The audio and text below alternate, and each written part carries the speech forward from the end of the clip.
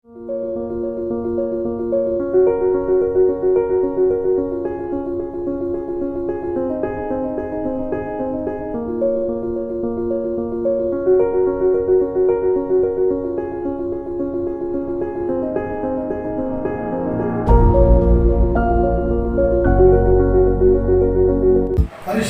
మా తండ్రి, దయామయుడైన ఆ ప్రియ ప్రభువాని ఘనమైన నామానికి స్తుతి చెల్లిస్తున్నాము. ఇంతవరకు కూడా నీ సన్నిధిలో చేరి స్తుతించి ఆరాధించుటకు పరలోకమందు భూమిని నీకు సర్వాధికారములు యువన పరిశుద్ధులు పరిశుద్ధులని గానగతితో స్తుతించబడుతున్న ఆ ప్రభువానికి స్తోత్రాలు, వందనాలు. ఈ ఆరాధన మీది మాకుతో మీరు నడిపించి కీర్తన ద్వారా, ఆరాధన ద్వారా, వాక్యం ద్వారా నేను మహిమ పొందాలి. ఆ ప్రభువును రక్షకుడైన యేసుక్రీస్తు ద్వారా స్తుతించి ప్రార్థించి వేడుకుంటున్నాము తండ్రి, ఆమేన్. దేవుని యొక్క వాక్యాన్ని మనం చదువుకుంటున్నాం.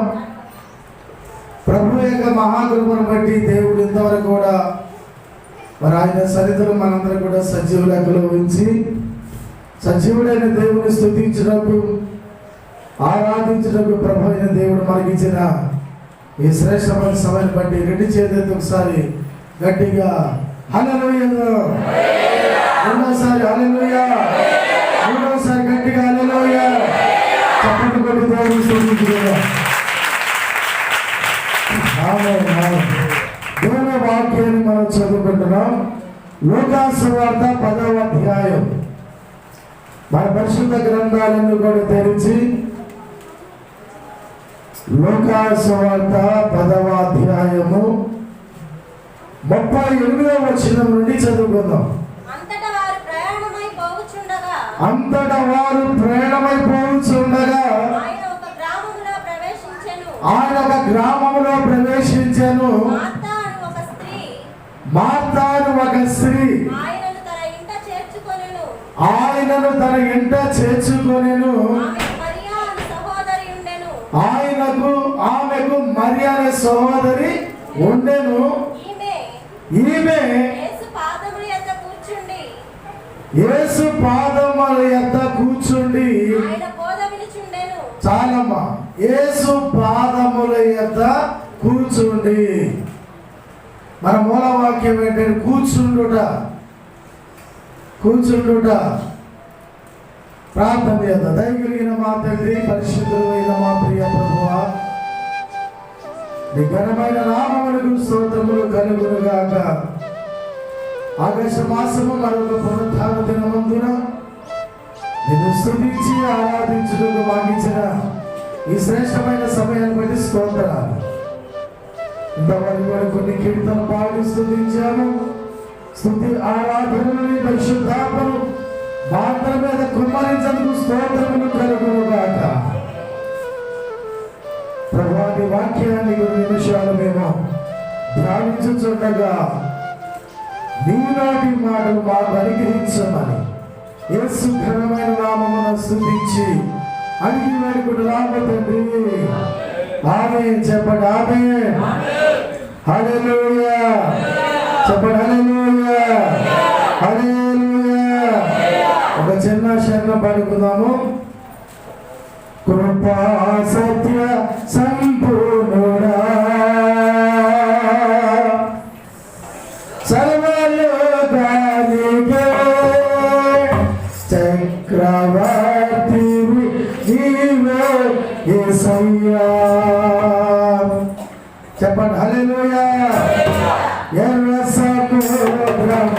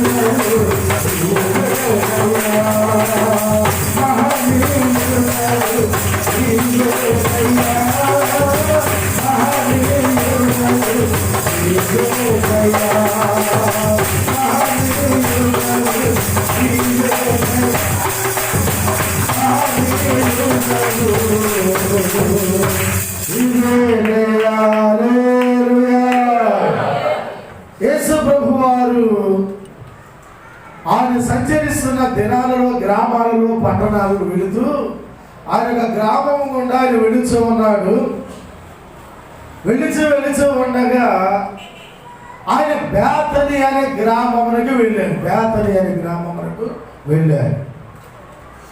బేతని గ్రామంలో యేసు ప్రభు వారికి ప్రియమైన ఇష్టమైన ఒక మంచి ఆత్మీయమైన కుటుంబం ఉంది. ఆ కుటుంబం ఎవరు? లాజరు, మరియా, మార్త. మరి తల్లిదండ్రుల గురించి వ్రాయబడాల. లాజరు యవనస్తుడే, మార్త యవనస్తురాలే, మరియా కూడా యవనస్తు. వారి ఎవరికి ముగ్గురికి పెళ్ళిళ్ళు అవ్వాల. వారి ముగ్గురి పెళ్ళి మనకి బైబిల్లో రాయబడినాయి. వాళ్ళ తల్లిదండ్రులు ఎవరు, వారి నాన్న ఎవరు, వారి అమ్మ ఎవరు, వారి దాంట్లో రాయబడలేదు. కానీ వీళ్ళిద్దరు ముగ్గురి పేర్లు మాత్రం రాయబడ్డాయి. లాజరు, మరియా, మార్త, వారి కుటుంబం. యవన కాలంలోనే వారు దేవుని ఎరిగారు. దేవునికి స్తోత్రం. యవనస్తులుగా ఉండగానే యేసు ప్రభుని చేర్చుకున్నారు. యవనస్తులుగా ఉండగానే దేవుని వాక్యాన్ని వింటున్నారు. యేసు ప్రభు వారు ఆ గ్రామానికి రాగానే మార్త అనే పెద్ద ఆవిడ, మార్త పెద్ద ఆవిడ, మరియా చిన్నావిడ. మార్తకు కాస్త తొందరపాటు ఎక్కువ, మరియాకు కాస్త ఊర్పు ఎక్కువ. మరి ఇంట్లో పుట్టారంటే అందరూ ఒకే రకం ఉండరు కదా, అందరూ ఒకే రకం ఉండరు. ఒక ఆయన చెప్పాడు, ఒక కుటుంబంలో నలుగురు పిల్లలు ఉన్నారంటే నలుగురు ఒకే రకం ఉండరు. ఒక డాక్టర్ గారు చెప్పారు, ఏమని చెప్పారనగా, ఒక కుటుంబంలో నలుగురు పిల్లలు ఉన్నారనుకోండి, పెద్దవాడు కాస్త అమాయకంగా ఉంటాడంట. పెద్ద అబ్బాయి కానీ పెద్ద అమ్మాయి కానీ కాస్త కొంచెం అమాయకంగా ఉంటారంట. కాస్త అమాయకంగా ఉంటారు. ఎందుకు అమాయకంగా ఉంటారని అడిగితే ఆ చెప్పిన రీసెర్చ్ ప్రకారం ఏం చెప్పారంటే, వివాహమైన తొలి దినాల్లో భార్య భర్తలు ఎంతో ప్రేమగా అన్యోన్యంగా సహవాసంగా ఉంటారు. ఆ ప్రేమలో పుట్టినవాడు కాస్త అమాయకంగా ఉంటాడంట. రెండో వాడు కాస్త కోపదారిగా గడుగాయిగా ఉంటాడంట. ఎందుకంటే ఒక అబ్బాయి పుట్టిన తర్వాత లేక ఒక అమ్మాయి పుట్టిన తర్వాత ఇంట్లో గొడవలు స్టార్ట్ అవుతాయి. ఆ భార్య భర్తల కోపాల మధ్య పుట్టినవాడు కోపదారిగా ఉంటాడు. మూడో వాడు కూడా కోపదారిగానే ఉంటాడు. ఎందుకంటే అప్పుడు భార్య భర్తల మధ్య ఇంకా ఆగం, కోపాలు తిరుగుతూ ఉంటాయి. రాత్రి ప్రసంగం చెప్పే కదా, నరుని కోపము దేవుని నీతిని, నీ కోపం దేవుని నీతిని నెరవేర్చదు. రాత్రి వాక్యం చెప్పేసి యాకోబు రాసిన 1:20 అన్నాడు, నరుని కోపము దేవుని నీతిని, నీ కోపం ఎవరికి కావాలి? నా కోపం ఎవరికి కావాలి? కోపం వల్ల శత్రులు అవుతారు తప్ప కోపం వల్ల మిత్రులు ఎవరు? తన కోపమే తనకు శత్రువు. కోపం వారు శత్రులు అవుతారు కానీ కోపం వల్ల మిత్రులు అవుతారా? కోపం వల్ల ప్రేమ సంపాదించుకుంటారా? కోపం వల్ల ఆప్యాయత సంపాదించుకుంటారా? సంపాదించుకో. తన కోపమే తనకి శత్రువు అవుతుంది. ముందు అనేస్తాం. అందుకే యాకోబు గారు అతను నరుని కోపం దేవునికి నీతిని నెరవేర్చదు. మోషే కోపం అని దేవుని ఆజ్ఞ పగలగొట్టేశాడు. కోపం వల్లే 40 రోజులు ఉపవాసం ఉండి మంచిళ్ళు పుచ్చుకోకుండా, ఆహారం పుచ్చుకోకుండా కొండ మీద దివారాత్రులు 40 రోజులున్న మోషే దేవుడు 10 ఆజ్ఞలు 2 పలకలు రాసిస్తే అవి ప్రజలకు బోధించాయా, నా కట్టడలు, నా విధులు, నా ధర్మాలు బోధించాయా అని దేవుడు ఆ కొండ మీద, సినాయి కొండ మీద 10 ఆజ్ఞలు 2 పలకలు మోషే గారికి 40 రోజులు గడిపితే ఆ ఆజ్ఞలు వచ్చింది. కింద వీళ్ళు డాన్స్ డబ్బులు మొదలెట్టేసరికి కోపావేశం అన్నట్టు ఆ 2 పలకలు ఏం చేశాడు? మోషే పగలు కొట్టేశాడు. చూడండి, కోపం వల్ల దేవుని ఆజ్ఞని కూడా అతిక్రమించాడు మోషే. మరలా ఆజ్ఞలు కావాలంటే మరొక 40 రోజులు ఉపవాసం చేయాల్సి వచ్చింది మోషే గారు. తప్పదు. శిక్షకు పాత్రలు మనం ఏదైతే చేసామో ఆ శిక్ష పొందుకోవాలి. మోషే గారు తప్పు చేశాడు. ఏంటా తప్పు? పాపపడటమే. ఎఫెసీ పత్రికలో ఒక మాట ఉంది, ఏమో తెలుసా? పాపపడుడి కానీ పాపము చెయ్యకుడి అని 4వ అధ్యాయంలో ఉంది. పాపపడండి, పాపపడుడి కానీ ఏం చేయకూడదు? పాపము చేయకుడి. మోషే గారు కోపపడ్డాడు. 40 రోజులు వేటి నిమిత్తమైతే కనిపెట్టి దేవునికి ఆకలి తీసుకొస్తా చివరికి కింద దిగేసరికి ప్రజలు కోపం పుట్టించారు, పోత తోడగేసుకున్నారు. ఇదే దేవుడు ఎగుతూ ఉన్నారు. మోషే తట్టుకోలేక కోపపడి మీకోసం 40 రోజులు ఉపవాసం ఉండి దేవుని సన్నిధిలో గడిపి ధర్మాలు, న్యాయాలు, విధులు నేను తీసుకుని వస్తే ఇటువంటి తిరుగుబాటు చేస్తారు ద్రోహులారా అని ఆ 2 పలకలను పగలు పెట్టేశారు. పాపం వల్ల. పాపం అనేది పాపం. కామబడి కానీ ఏం చేయకూడదు అన్నాడు? పాపము చేయకూడి. కాపు వల్ల వస్తువులు బాగొట్టుకునే వాళ్ళు చాలా మంది. పాపం వల్ల ఆ ఇంట్లో ఉన్న వస్తువులు పగలబట్టి, టీవీలు పగలబట్టి, ఫోన్లు పగలబట్టి, కొండలు పగలబట్టి, సట్లు పగలబట్టి, విసులు పట్టేసేసేవాళ్ళు ప్రభుత్వులు చాలా మంది ఉంటారు. ఆడవాళ్ళ మగాళ్ళు కూడా. ఆడిగా తిరిగి అందరిలో ఉన్నారు. పాపం అందరికీ ఉంటుంది. మగవాళ్ళకే కాదు పాపం, స్త్రీలు కూడా ఉంటుంది పాపం. కోపం వల్ల రాజ్యాలు కూలిపోతున్నాయి. కోపం వల్ల గొడవలు అయిపోతున్నాయి. కోపం వల్ల అన్నదమ్ముల గొడవలు, కోపం వల్ల అక్కచెల్ల మధ్య గొడవలు, కోపం వల్ల భార్య భర్తల మధ్య గొడవలు, కోపం వల్ల కుటుంబాల కలహాలు. ఇదంతా కూడా కోపానికే కారణం. 7 పాపాల్లో కూడా కోపం అనేది ఒక పాపం అన్నాడు భక్తుడు. మోషే గారు కోపపడడం వలన 10 ఆజ్ఞలు పడగొట్టాడు. మళ్ళా ఆజ్ఞలు కావాలంటే దేవుడు అన్నాడు, ఈసారి నేను ఇవ్వను, నువ్వు చేసేదానికి శిక్ష పొందుకో. మళ్ళా 2వసారి 40 రోజులు ఉపవాసం ఉండు. స్తోత్రం. దేవుడు ఏ విషయం రాజీ పడతాడా? మన రాజీ పడతాక దేవుడు పడడం. నేను 40 రోజులు ధర్మశాస్త్రాన్ని కొండ మీద ఉంటే నీకు చూపిస్తే మనుషుల మాట విని వాడి క్రియలు చూసి తట్టుకోలేక నేనిచ్చిన ధర్మశాస్త్రాన్ని నువ్వు హలకలు పగలగొట్టే మోషే, ఈసారి నేనెవను? ప్రజలకు న్యాయం కావాలి, ధర్మశాస్త్రం కావాలి కనుక నీవే చెక్కుకొని, ఎక్కడ? కొండలో పలకలు చెక్కుకొని కొండపైకి వచ్చి మళ్ళా 40 రోజులు ఫాస్టింగ్ ఉంది. శిక్ష అది. ఒక్కసారితో వెళ్ళిపోవాల్సింది, 2వసారి చెయ్యాలి. తప్పదు మరి. మన దేవునికి వ్యతిరేకంగా ఏదైతే చేసామంటే 2వసారి అనిపించాల్సిందే. మనం 2వసారి దాన్ని పాటించాల్సిందే.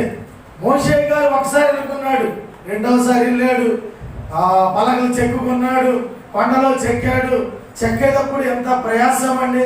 కొండలో పలకలు చెక్కడం, శుద్ధి శానం అలా కొడుతున్నప్పుడు ఒకసారి శుద్ధి చేతి మీదకి వెళ్ళి ఎన్నిసార్లు గాయమై ఉంటుందో, ఆ రమల పడి కళ్ళల్లో ఎన్నిసార్లు మంట పుట్టి ఉంటుందో. శిక్ష అది.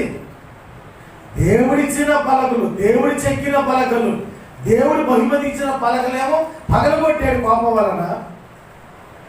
ఇప్పుడు వాటిని చెక్కడానికి ఏమో కష్టమో, బాధ, నష్టం. చెక్కాడు. కొన్ని రోజులు చెక్కి అలసిపోయి సొలసిపోయి అప్పుడు కొండ మీదకి వెళ్ళి అన్నాడు, నేనెవరు? మళ్ళీ 40 రోజులు ఉండాలి. శిక్ష 40 రోజులు ఉన్న తర్వాత మళ్ళా దేవుడు ఆ పలకల మీద 10 ఆజ్ఞలు రాయించాడు. దేవునికి స్తోత్రం. హల్లెలూయా. అప్పుడు మోషే గారి కోపం తగ్గింది. ద్రోహులారా అన్నాడంటాడు. ఒకే మాట. మోషే గారు ఇశ్రాయేలు ఏమని మాట పలికాడట? ద్రోహులారా. దేవుడి మీద ద్రోహం చేస్తారా మీరు? దేవుని మాట వినకుండా ప్రవర్తిస్తారా మీరు? మీ భక్తి ఏ వాటిది, మీ ప్రార్థన ఏ వాటిది? ఏంటంటే చేస్తుంది? ఒక్క మాటే అన్నాడంట. ఆ మాట అన్నందుకే మోషే గారికి కాలానికి పర్మిషన్ ఇవ్వలేదు. మరి మనం ఎన్ని మాట్లాడతాము కుటుంబాల మీద, ఆళ్ళ మీద, ఏళ్ళ మీద ఎన్ని కల్పించి చెప్తా ఉంటాం, ఎన్ని మాట్లాడుతూ ఉంటాం. మోషే ఒక్క మాట అన్నందుకే ద్రోహులైపోయాడు. పరమకారానికి వెళ్ళాడు కానీ ఈ లోకకారానికి వెళ్ళలేదు కదా. మన నోటి ద్వారా ఎన్ని వస్తూ ఉంటాయండి. కోపం వల్ల ఎన్ని మాట్లాడతామండి, కోపం వల్ల ఎన్ని మనం ఉచ్చరిస్తాం, కోపం వల్ల ఎన్ని బూతులు మాట్లాడతాం, కోపం వల్ల ఎన్ని మరి మాటలు మనకు వస్తూ ఉంటాయి. మరి వీటి వలన మనకి తీర్పు లేదా? జాగ్రత్త. దేవునికి స్తోత్రం. ప్రతి మాట కంటే విమర్శ దినమందు దేవుడికి ఏం చెప్పాలి? మనము లెక్క చెప్పాలి. క్రీస్తు న్యాయపీఠ దగ్గర మోషేని కూడా దేవుడు క్షమించలేదు. మోషేని క్షమించినప్పుడు నువ్వెంత, నేనెంత, మనమెంత? మోషేని చిన్న భక్తి అయినా మనకుందా? మోషే లాంటి త్యాగం మనకుందా? మోషే గురించి దేవుడు ఏమైనా సాక్ష్యం చెప్పాడు? మోషే నా ఇల్లంతటిలో నమ్మకస్తుడు. ఎంత సాక్ష్యం అండి! దేవుని సంఘంలో మనం నమ్మకస్తులుగా ఉండాలి. అపనమ్మకస్తులు బట్టి ఎట్లా ఉండదు ఆశీర్వాదం? దేవుని దగ్గర కూర్చున్నాం. ఇప్పుడు మన అంశం ఏంటి? కూర్చుండుట. మరి ఎక్కడ కూర్చుంది? యేసు పాదాల దగ్గర కూర్చుంది. నువ్వు ఎక్కడ కూర్చున్నావు? దేవుని మందిరంలో కూర్చున్నావు. ఇది దేవుని మందిరం, ఇది మానవుడిది కాదు. రాత్రి చెప్పాను, దేవుని మందిరం ఎవరు పాడు చేయకూడదు.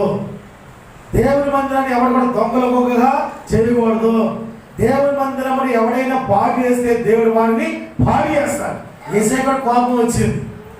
యేసయ్య కూడా కోపపడి కొరడా పట్టుకొని దుర్పించాడు.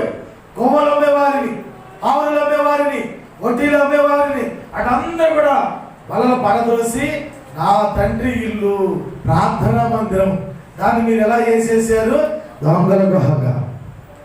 ఈరోజు మన మందిరాలు ఎలా ఉన్నాయి? ఇది ప్రార్థనా మందిరం. అందుకని ఇక్కడ కూర్చున్నాం. దేవునికి స్తోత్రం. ఆయన మాటలు వినడానికి, ఆయన ఆరాధించడానికి, ఆయన స్తుతించడానికి, ఆయన కనపరచడానికి మరి ఇక్కడికి వచ్చారు దేవుని బిడ్డలారా. హల్లెలూయా, హల్లెలూయా. మరియా యేసు పాదం దగ్గర కూర్చుంది. ఆయన బోధనను వినాలి, ఆయన వాక్యమును మనం వినాలి. ఆయన మాటలు మన జీవితాలు మారుస్తాయి. ఆయన మాటలు మన బ్రతుకులను మారుస్తాయి. ఆయన మాట వినకుండా పెడచెవిన పెడితే మన బ్రతుకులు ఎలా ఆశీర్వాదం కలుగుతుంది? భక్తుడైన దావీదు గారు ఏమన్నాడు? నీ వాక్యము నన్ను బ్రతికించి ఉన్నది, నా బాధల్లో ఇదే నాకు నెమ్మది కలిగించింది. హల్లెలూయా. నీ వాక్యమే శ్రమ కొలిమిలో నన్ను బ్రతికించుచున్నది. నీ వాక్యమే శ్రమ కొలిమిలో నన్ను బ్రతికించుచున్నది.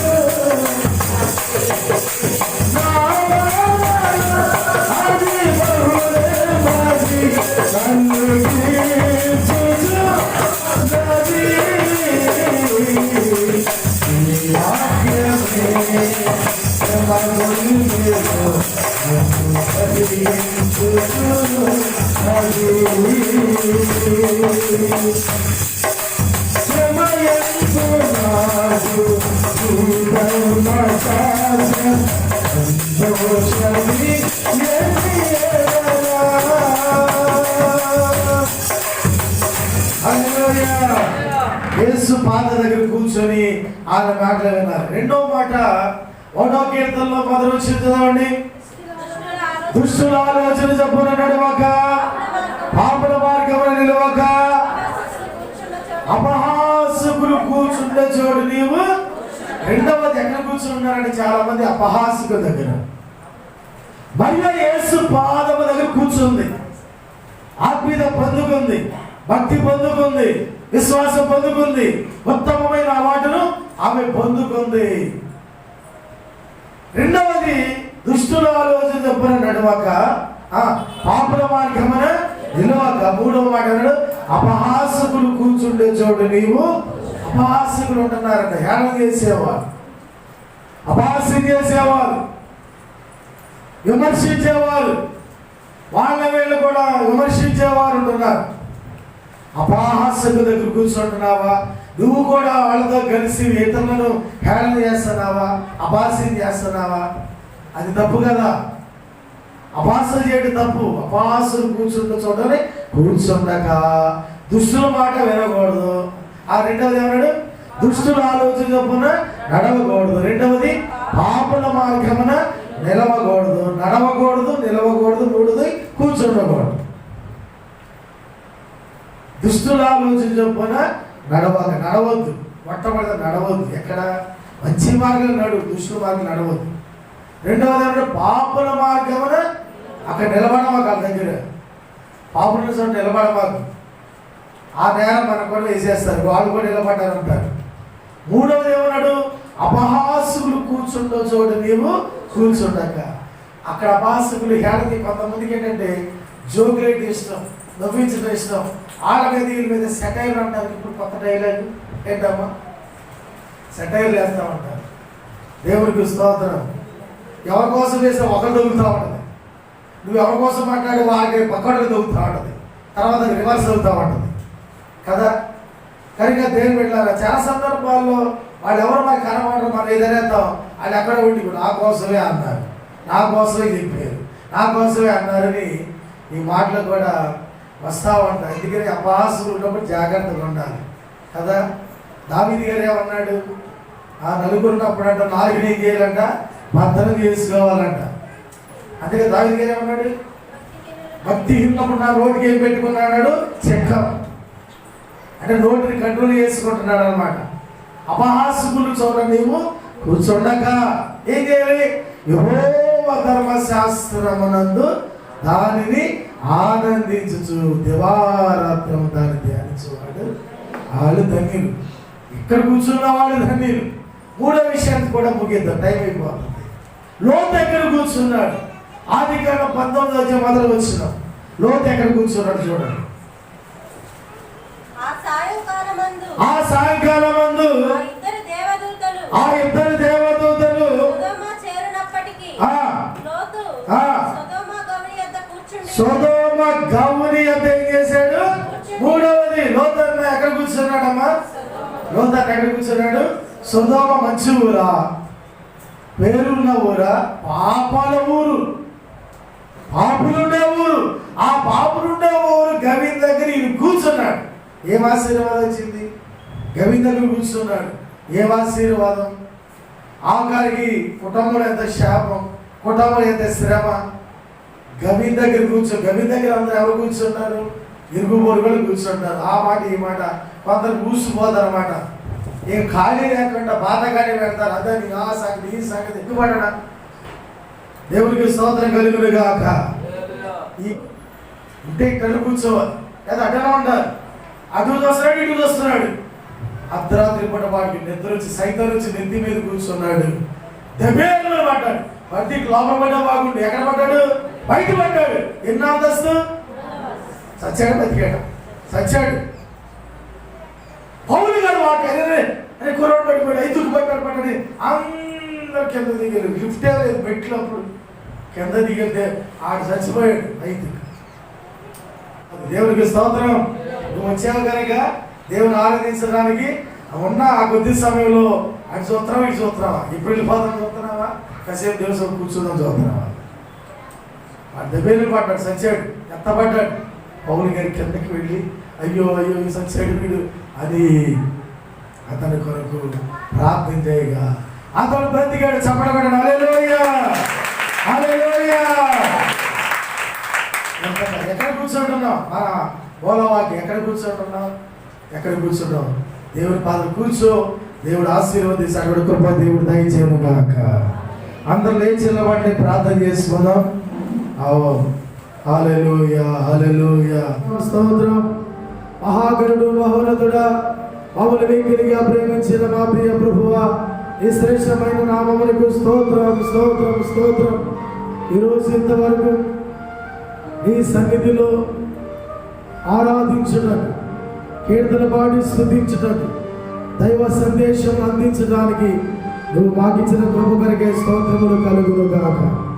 నీ దీవెన, నీ ఆశీర్వాదములు మెండుగా నా పైన మా పైన మీరు కలిగి చేయండి. నా ప్రభు నీవే తోడుగా ఉండండి, నీవే కాపరిగా ఉండండి, నీవే రక్షించండి, ఆశీర్వదించి దీవించి కాపాడమని నీ సన్నిధిలో అడుగుచున్నాము తండ్రి. నీకే స్తోత్రం.